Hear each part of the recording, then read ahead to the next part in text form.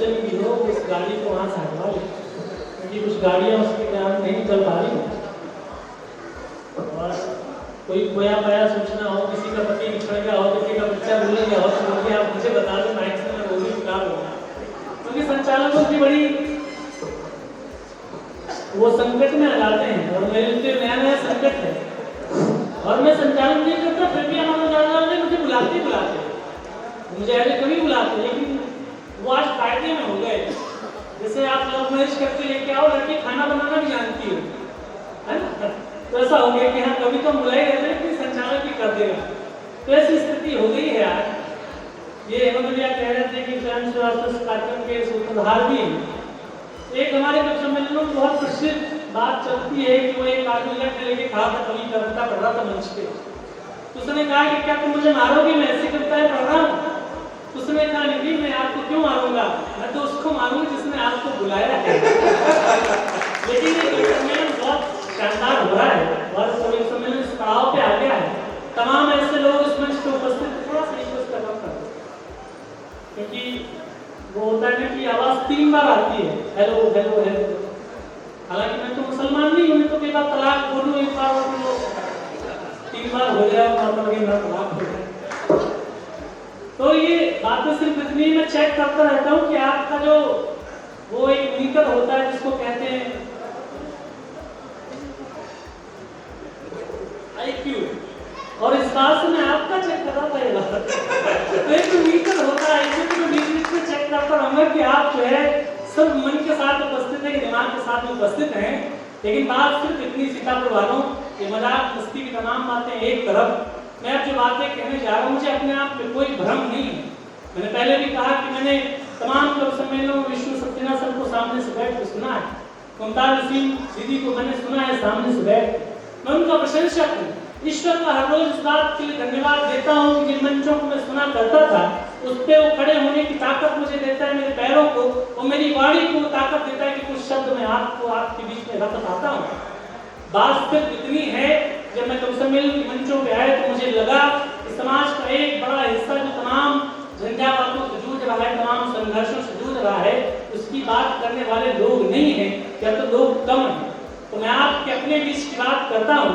मुझे कोई कभी मानते मत सुनिएगा, मुझे मानिए कि भारत का कोई भी एक मध्यम वर्गीय परिवार का बहुत सामान्य सा लड़का अपने जुड़े हुए जिंदगी के संघर्ष आपके बीच गाने की कोशिश कर रहा है। एक बार जोरदार तालियां बजाकर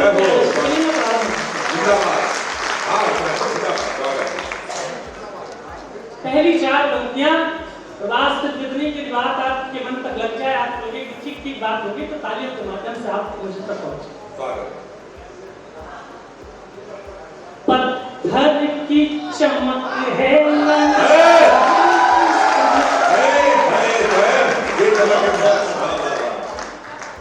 पत्थर की चमक है नगीने की चमक है। पहली पंक्ति में ऐसा आपने हल्ला किया तो चौथी पंक्ति पहुंचते पहुंचते तो पूरा पूरा मन आप बना दे, मुझे ऐसा विश्वास।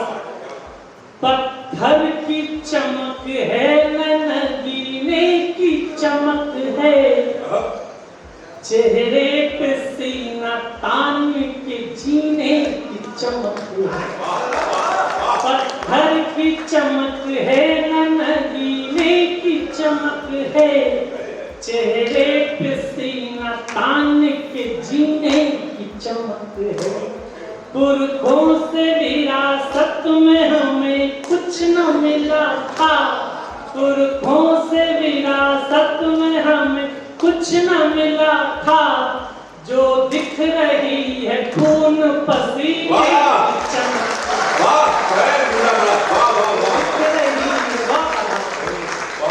जो दिख रही है खून पसीने की चमक। बहुत आभार, मैं डर रहा था कि मैं खराब गले के साथ, 15 दिन के खराब स्वास्थ्य के साथ मैं आपके बीच कैसे खड़ा हो पाऊंगा, क्योंकि मुझसे पहले जो कभी पढ़ के गए नीलोत्तम नाथ जी और मुमताज नसीम जी, आपने बहुत मन से सुना।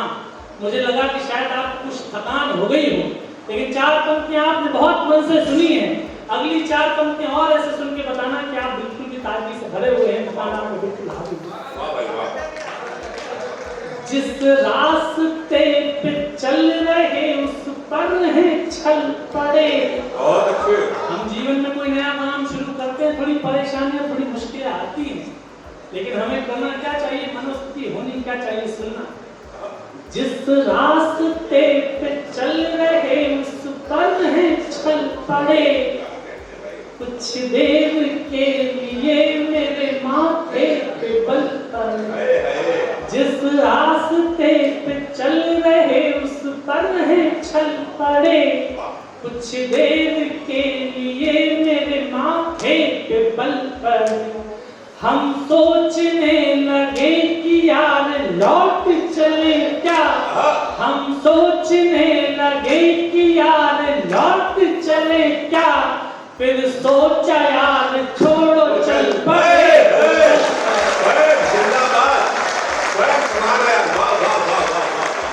फिर सोचा यार छोड़ो चल पड़े तो चल पड़े, फिर सोचा यार छोड़ो चल पड़े तो चल पड़े। अगली पंक्ति में तमाम समाज के ऐसे लोग उपस्थित होते हैं जो सफल कहे जाते हैं।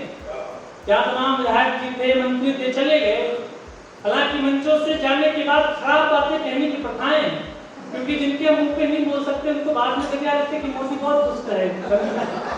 लेकिन उनके संघर्ष के बाद कहता हूं कि समाज में जो संघर्ष पार करके थोड़े शिखर तक पहुंचते हैं, उनका अपना संघर्ष होता क्या, 4 पंक्ति में पढ़ता है। दुनिया समझ रही है कि चमक गया हूं मैं, पर दिल ही जानता है कितना थक गया हूं।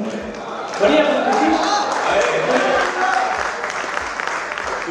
दुनिया समझ रही है कि चमक गया हूं मैं, पर दिल ही जानता है कितना थक गया हूं। आसान लग रहा है सफर देखने में, पर आसान लग रहा है सफर देखने में, पर दीवानगी की आखिरी हद तक गया हूं। आखिरी हद तक गया हूं। 4 पंक्तियां और नहीं पढ़ता हूं। अभी दीपावली गुजरी है, हमारे गांव में जुआ खेला जाता है दीपावली में। मैं नहीं जानता कि आपके क्या स्थिति है, लेकिन डॉक्टर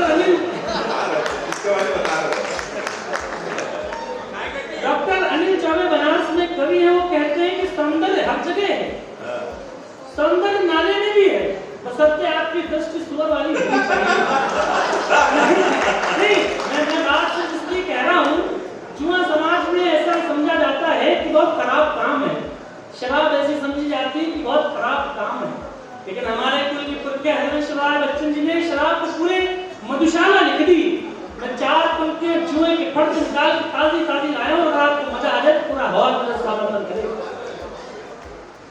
न जीत में न हार ही जाने में मजा है। अभी मुझे मजा नहीं आया, लेकिन 4 पंक्तियों में अगर आपको मजा आ जाए तो पूरा हॉल मुझके ऐसी तालियां बजाकर बताएगा जो अभी तक नहीं बजी इस तरह।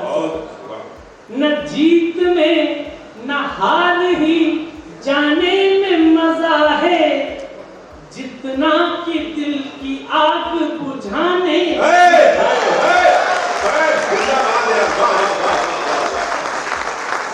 हारने और जीतने में मजा नहीं है, मजा कहाँ है मैं बताता हूँ। न जीत में न हार ही जाने में मजा है, जितना कि दिल की आग बुझाने में मजा है। इस जिंदगी की जंग में शामिल जुआरियों, आपको एक संबोधन देता हूँ। इस जिंदगी के खेल में शामिल जुआरियों, बस जान लो कि दांव लगाने। जिंदाबाद। एक बार सारे लोग हाथ उठा के ताली बजाएं। और स्वयं ने एक नुक्ता को जिस उद्देश्य से सुनाया है उसी उद्देश्य पे लेना आप जिंदगी में यदि इसके लेना चाहिए। केवल उसने ये कहा है, ये नहीं कहा कि कल सुबह जाके स्कूटी दांव पे लगा दो आप। बहुत बढ़िया सर। बस जान लो दांव लगाने में मजा। और 4 पंक्तियां वो जो जिनकी वजह से मैं आप तक पहुंच सका, तो शायद वो पंक्तियां भी आप तक पहुंच सकी हूं। मेरे साथ जुड़िए। मुश्किल थी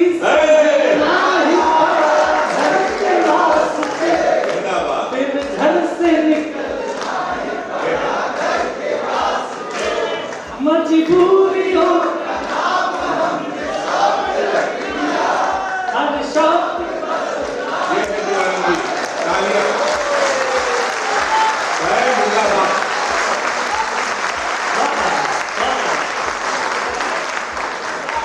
बहुत आभार। लेकिन हम सिधौली, मिश्रिक, बिस्वा, सीतापुर के लड़कों को, लखीमपुर के लड़कों को दिल्ली मुंबई जाना क्यों पड़ता है? सबसे कंफर्टेबल, सबसे आरामदायक स्थिति में तो हम अपने घर में ही होते हैं। लेकिन एक बात कहता हूँ कि लड़कियों से ब्याह और लड़कों से परिवार की जिम्मेदारी उनका घर छीन लेती है। ऐसा नहीं है कि हमारे जिलों में कुछ बड़ा नहीं हो सकता। हम अगर अपने आप पे विश्वास करें तो बहुत कुछ हो सकता है। अपने गांव, अपने क्षेत्र, अपने शहर में बहुत कुछ बड़ा कर सकते हैं। बचपन में जब छोटा था तो हाई स्कूल इंटर रिजल्ट आता था, मैं अखबारों में एकत्र में हेडिंग पढ़ता था कि फलाने विद्यालय के लड़के ने मेरिट में टॉप किया। मैं सोचता था पता नहीं कैसे कॉलेज होंगे, कैसे विद्यालय होंगे, कैसे स्कूल होंगे, कैसे पढ़ाई होती होगी उनमें। लेकिन गर्व करिए इस बात पे कि सीतापुर के अंदर महमूदाबाद में सीता इंटर कॉलेज एक जगह है जो हर वर्ष मेरिट में देता है बच्चा।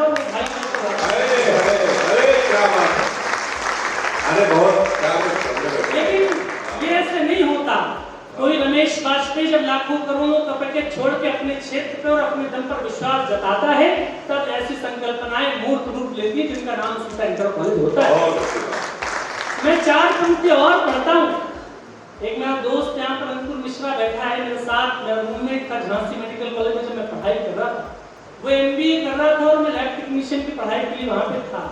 लेकिन हमारे जो रिश्ते उन दौरान उन दिनों में बनते हैं, जो किशोरावस्था में रहते हैं, वो हमेशा साथ साथ होते हैं।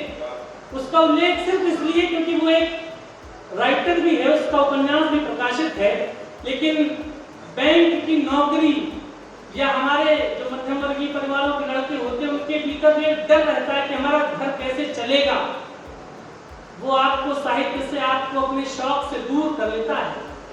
लेकिन मेरा इन दिनों इस बात पर विश्वास बहुत बढ़ा है कि यदि ईश्वर कोई प्रतिभा, कोई क्षमता, कोई टैलेंट अगर आपको दे तो उस पर दांव लगाना चाहिए, क्योंकि ईश्वर की दी हुई प्रतिभा का यदि हम आदर करते हैं तो ईश्वर कई जन्मों के लिए हमको उससे वंचित कर देता।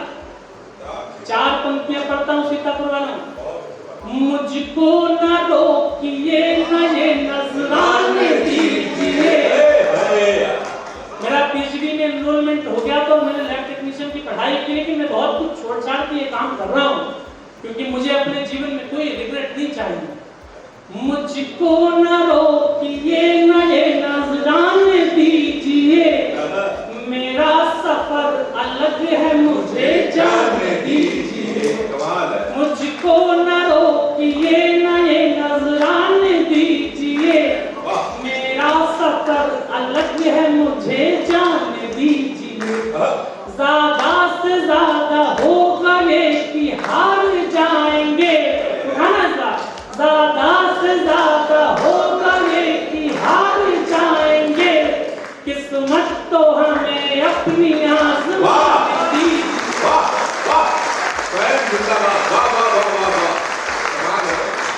किस्मत तो हमें अपनी आज़मानी दीजिए। यहाँ पर क्रिकेट के शौकीन लोग बैठे होंगे।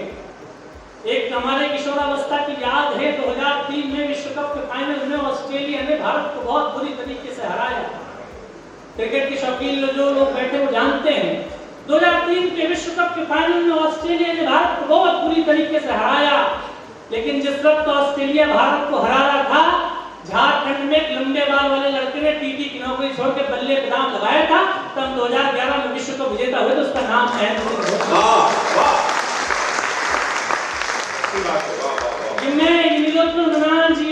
मेंस दे चुके हैं, मेंस लिख चुके हैं, 2 बार इंटरव्यू दे चुके हैं। हम लोग ये काम छोड़ के इस काम में क्यों हैं? डॉक्टर विष्णु सक्सेना डॉक्टर है लेकिन वो इस काम में क्यों है? किस्मत तो हम अपनी आज़माने दीजिए। कोई मलाल नहीं रखना जीवन में। किस्मत तो हम अपनी आज़माने दीजिए। लेकिन होता क्या है जब अपनी किस्मत दांव लगाते हैं तो कुछ लोगों को आपकी हिम्मत रास नहीं आती। आपके क्षेत्र के लोग होते हैं वो उनकी आपकी हिम्मत से डर जाते हैं, आपको परेशान करने की कोशिश करते हैं। लेकिन ये नैमिषारण्य की पवित्र भूमि, यहाँ पर पांडवों का आगमन हुआ था, यहाँ पे तमाम वैदिक ऋषियों का ये भूमि है। हम भगवान कृष्ण को मानने वाले लोग हैं, गीता को मानने वाले लोग हैं, गीता गाने वाले लोग हैं। 4 पंक्तियां पढ़ता हूँ और इस कवि सम्मेलन की यदि आप रात के बाद तमाम हंसने मजाक की तमाम बातें हुई, लेकिन अगर 2 पंक्ति भी आप लेके जाओगे तो मुझे संतोष होगा कि कुछ ऐसा लिख दिया तो आपके काम। डरना नहीं किसी के भी पैरों की नाप से। आपको तमाम लोग परेशान करने की कोशिश करेंगे, उन लोगों के चेहरे याद करिएगा जो आपको दबाने की कोशिश कर रहे थे और आपने अपने उभार को अपने पूरे उसके साथ लड़िए की लड़ाई। डरना नहीं किसी के भी पैरों की नाप से, आखिर में पुण्य जीत ही जाएगा पाप से। डरना नहीं किसी के भी पैरों की नाप से, आखिर में पुण्य जीत ही जाएगा पाप से। गीता में कृष्ण ने कहा अर्जुन से बस यही, गीता में कृष्ण ने कहा अर्जुन से बस यही, पहली लड़ाई जीतनी है। वाह, जिंदाबाद, पहली लड़ाई जीतनी है अपने आप से। किसी ने जो पंक्तियां कही कि सबको लड़ने ही पड़े अपने अपने युद्ध, तो चाहे राजा राम हो चाहे गौतम हो, तो आपको अपनी लड़ाई लड़नी पड़ेगी। आपकी लड़ाई कोई लड़ने के लिए नहीं आए। पहली लड़ाई जीतनी है अपने आप से। 4 पंक्तियां और पढ़ता हूं, उसके बाद एक कविता सुनाने की मनोस्थिति बना रहा हूं। जब डर पता चला तभी ताकत पता चली। इस पंक्तियों के बाद एक हंगामा देखना चाहता हूं। जब डर पता चला तभी ताकत पता चली, सीने में आग सीने की हिम्मत पता चली। जब डर पता चला तभी ताकत पता चली, सीने में आग सीने की हिम्मत पता चली। शर्तों पे हमने बिकने से इनकार कर दिया, शर्तों पे तुमने बिकने से इनकार कर दिया, तब जाके अपने आप की कीमत पता चली।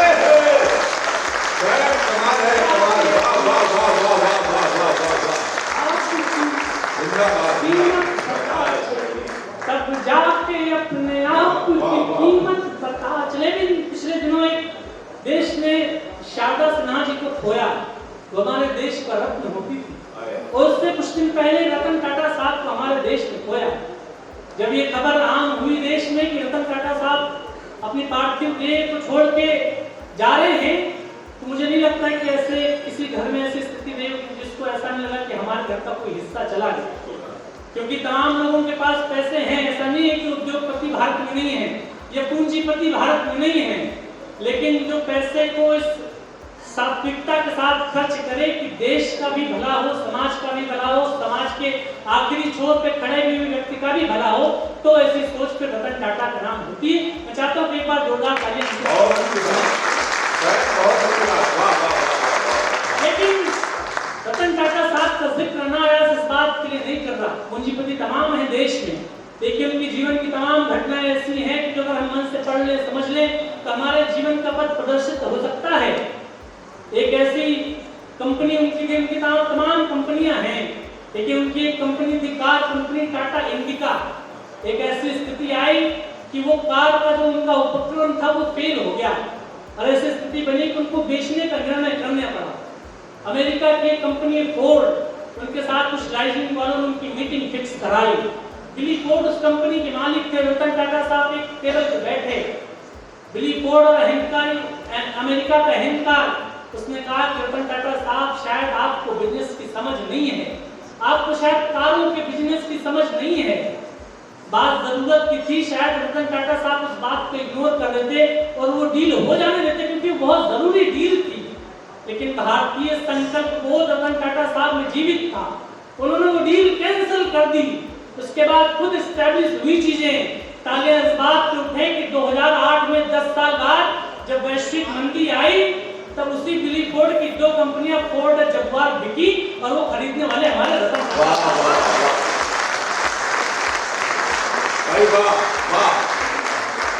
जब जिंदगी इस संकल्प बोध के साथ हो कि जहां पर पराजित हुए हो, जहां पर अपमानित हुए हो, वहीं पर जीतने का संकल्प अगर आपके भीतर है तो एक कविता खड़ी करना चाहता हूं। आप एक बार तालियां हो जाए, मैं गीत प्रारंभ।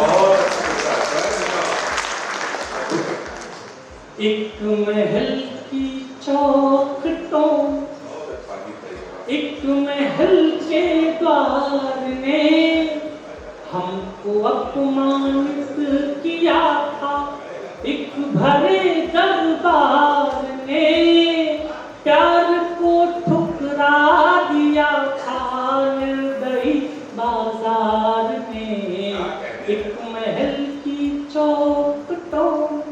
मैं सफलताओं का गायक नहीं हूँ, सफलताओं के तमाम चेहरे होते हैं। आप विधायक हो जाइए, आप पाएंगे कैसे ऐसे रिश्तेदार निकल के आ गए जो आज तक कहीं थे ही नहीं। आप किसी नौकरी में बड़ी परीक्षा उत्तीर्ण कर लीजिए, ऐसे लोग आपको बधाई देने आ जाएंगे जो आपके संघर्ष में कहीं नहीं थे। सफलताओं के तमाम गायक होते हैं, मैं सफलताओं का गायक हूँ। मैं आपकी सफलता से लेकर सफलता तक की जो यात्रा, उस यात्रा के संघर्ष का कवि हूँ। आपके सामने जीवन में तमाम ऐसे मौके आएंगे जब आप पराजित हुए होंगे, जब आप हारे होंगे, लेकिन आपके संकल्प बोध ने कहा होगा कि यहीं पर आएंगे, विजय श्री का टीका अपने माथे पर लगाएंगे। हारना दिक्कत नहीं है, हार मान लेना खड़ा। अमेरिका में एक आदमी ने एक चुनाव लड़ा, हारा, दूसरा चुनाव लड़ा, हारा, तीसरा, चौथा, पांचवा, छठा, 10वां, 15वां, 20वां, 21 चुनाव में वो पहली बार जीता। 21वां चुनाव, 20 हार के बाद वो 21वां चुनाव जीता और उसका नाम अब्राहम लिंकन होता है। एक महल की चौखटों ने, एक महल के द्वार ने हमको अपमानित किया था, एक भरे दरबार ने प्यार को ठुकरा दिया था, निर्दयी बाजार ने एक महल की चौखटों ने। इसी कवि सम्मेलनों में 2,000, 5,000 रुपए के लिए लोग मना कर देते थे, उसको कहाँ बुला रहे हो। और इसी कवि सम्मेलनों में ये भी दिन देखने को मिल रहे हैं कि लोग बहुत प्यार से, बहुत मान से, बहुत आदर के साथ आमंत्रित करते हैं। हम नहीं चाणक्य लेकिन हाँ शिखा तक खोल ली थी। चाणक्य का अपमान किया था मगध के दरबार में, जहाँ बुद्धिजीवी लोग बैठे हैं। चाणक्य ने शिखा खोल की प्रतिज्ञा ली, किसी चरवाहे के लड़की को पकड़ के लाऊंगा और राजा बना दूंगा। हम चाणक्य नहीं, हम बहुत मामूली लोग हैं, लेकिन जब आत्मसम्मान को चोट लगती है तो पूरी ताकत के साथ रखिए करते। हम नहीं चाणक्य लेकिन हाँ शिखा तब खोल ली थी, खुद को भीतर से टटोला और ताकत तोल ली थी। हम नहीं चाणक्य लेकिन हाँ शिखा तब खोल ली थी, खुद को भीतर से टटोला और ताकत तोल ली थी। लोग जो दीवार से हैं ये ही दरवाजा बनेंगे। आपके खराब समय में आपको दुर्गाने वाले लोग समय बदलने में सबसे पहले सम्मान की दुशाला लेकर प्रस्तुत होते हैं। लोग जो दीवार से हैं ये ही दरवाजा बनेंगे। अगली पंक्ति आपके कलेजे से लग जाए तो 2 मिनट तक सबकी तालियां चाहता हूं। लोग जो दीवार से हैं ये ही दरवाजा बनेंगे। लोग जो दीवार से हैं ये ही दरवाजा बनेंगे। हम इसी दरबार में लौटेंगे।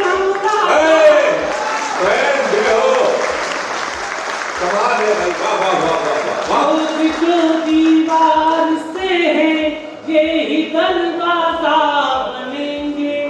हम इसी दरबार में लौटेंगे, हम राजा बनेंगे। हमको तो केवल बनाया, मुझको तो केवल बनाया आप सबके प्यार बनाया आप सबके प्यार में। हमको अपमानित किया था एक भरे दरबार, एक महल की चौखटों। कविता आपके बीच रखता हूँ, लगभग आधे घंटे से आपके बीच में माइक में हूँ, मेरा काव्य पाठ करके निस्तर रखता हूँ। यह सफलता से सफलता तक यात्रा होती कैसे? मेरा गला थोड़ा सा खराब है, लेकिन उसके बाद भी आपने कहीं से भी ये मुझे महसूस नहीं होने दिया कि आपने कहीं से मुझे कम प्रेम किया। दादा बैठे, दादा एक मिनट बैठे, दादा नहीं, बीच से कोई उठता है तो जब जिसका समय नहीं हो वो जाने लगे तो कष्ट होता है। हाँ, मैं समझता हूँ, रसायन होती होती है। हम जब जिंदगी के जंगल में प्रवेश करते हैं, जब हम 20-21 साल के होते हैं, जिंदगी के जंगल में प्रवेश करते हैं तो बहुत मासूम से होते हैं, बहुत भोले भाले से, और कदम कदम पे हमारी मासूमियत चली जाती है। तो हमें थोड़े दिन में एहसास होता है कि अपने नाखून थोड़े पैने करने चाहिए ताकि हम शिकार होने से बच जाएं। मैं बदलाव का बंद पड़ता हूँ, एक बार सारे लोग उसको तालियां बजाकर बताएं।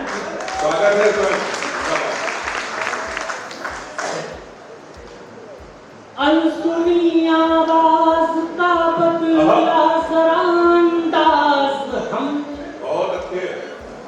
अनसुनी आवाज का बदला सरांदाज हमने। और अपने जीवन में जो सबसे अच्छा लिखा वो पंक्ति आपको सौंपता हूँ, सुनकर बताइए। अनसुनी आवाज का बदला सरांदाज हमने, अपने भीतर के कबूतर को बनाया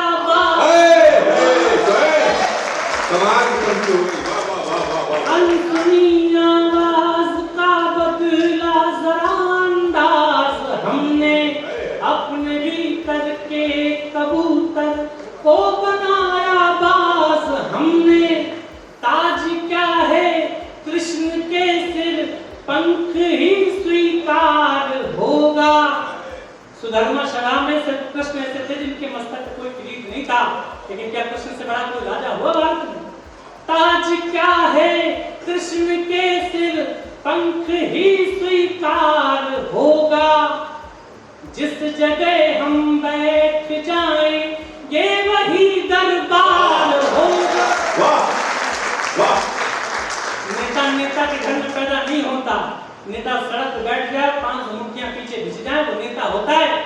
वरना हमने ऐसे भी लोग देखे जिन्होंने 3 प्रधानमंत्रियों के घर जन्म लिया और 150 साल की पार्टी किनारे लगा दी।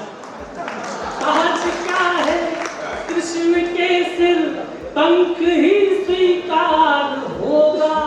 जिस जगह हम बैठ जाएं ये वही दरबार होगा। जीतना हमको सिखाया, हारने में दिक्कत नहीं है, मैंने कहा था। 2 पंक्तियां जो अपने 30 साल के जीवन में सीखी हूं, आपको सब जाना चाहता हूं, सुनिए। जीतना हमको सिखाया, जीतना हमको सिखाया, मिल रही हर हार में।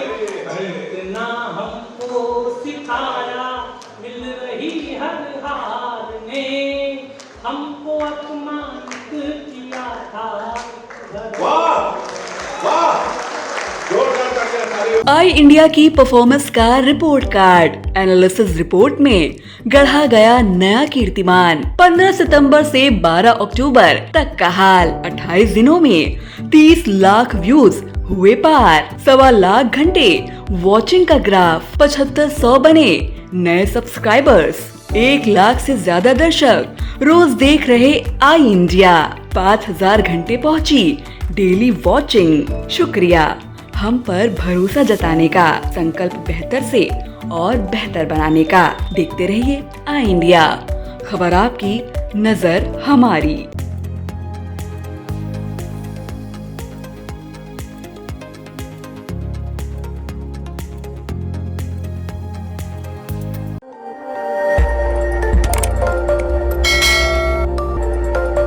खबर आपकी, नजर हमारी। देखते रहिए आई इंडिया।